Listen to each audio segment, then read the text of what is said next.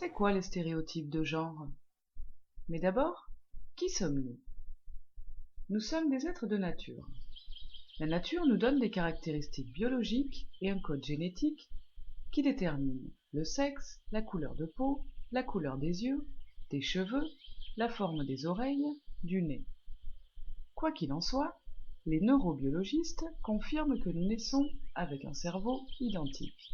C'est naturel. Nous sommes aussi des êtres de culture. La culture nous donne une construction sociale.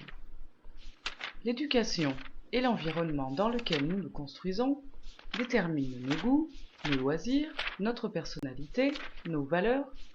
Ça fait partie de notre expérience. C'est culturel. Et le genre dans tout ça? Le genre, c'est une construction sociale.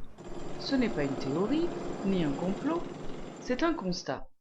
Un constat de sociologues et autres spécialistes de sciences humaines qui s'étudie sous l'appellation étude de genre. Le genre, ce n'est donc pas contre nature, c'est plutôt culturel. Le genre, puisque c'est culturel, c'est comme préférer le rock au rap, apprécier plutôt la montagne que la mer, aimer le vert, le rouge, le rose, le bleu.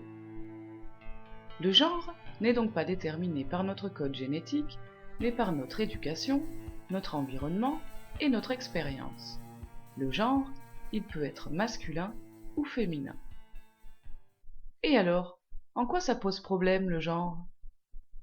Les goûts musicaux, les loisirs, ne sont pas figés.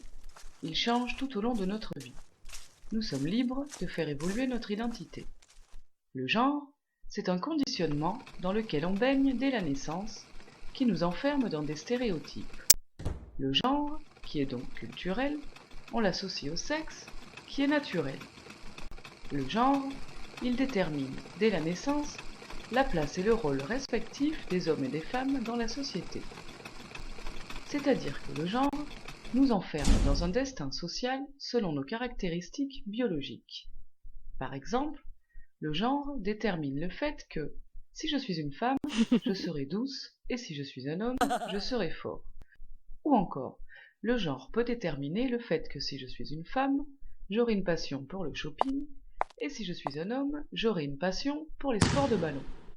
Mais aussi, le genre peut déterminer le fait que si je suis une femme, je ferai un métier dans le soin à la personne, et si je suis un homme, je ferai un métier scientifique.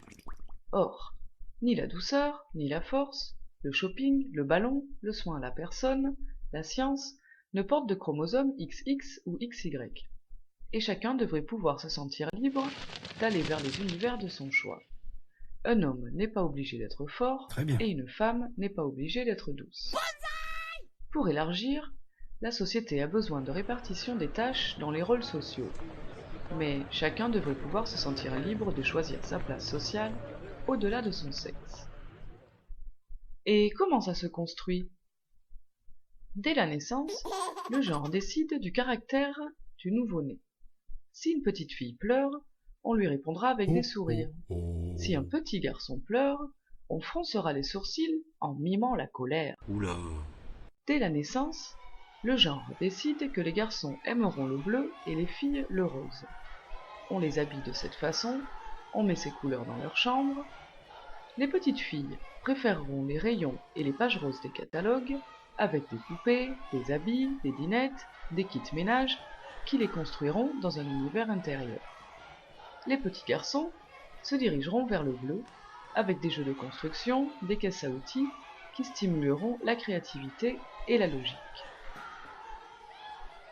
Pendant toute l'enfance et la scolarité, le genre décide aussi de la place de l'homme et de la femme dans la société, dans les contes et les manuels scolaires. L'homme est fort et puissant, il travaille. La femme a un second rôle, est souvent en retrait, porte un tablier, un balai ou un bébé. Même dans les pictogrammes, le genre décide que les femmes changeront un bébé et que l'homme se douchera. Mais comment déconstruire ces stéréotypes? On peut commencer par dissocier les jouets et les couleurs en fonction du sexe et donner le choix aux enfants quant au type de jeu qui leur plaît. On peut aussi revoir les manuels scolaires, la littérature de jeunesse, les spots publicitaires, tout ce qui concerne l'éducation, l'environnement et tout ce qui fait partie de notre expérience. Déconstruire les stéréotypes de genre, c'est prendre conscience qu'une caractéristique biologique ne réduit pas un destin social. Que je sois né de sexe féminin ou masculin, j'ai le choix de décider de mon avenir.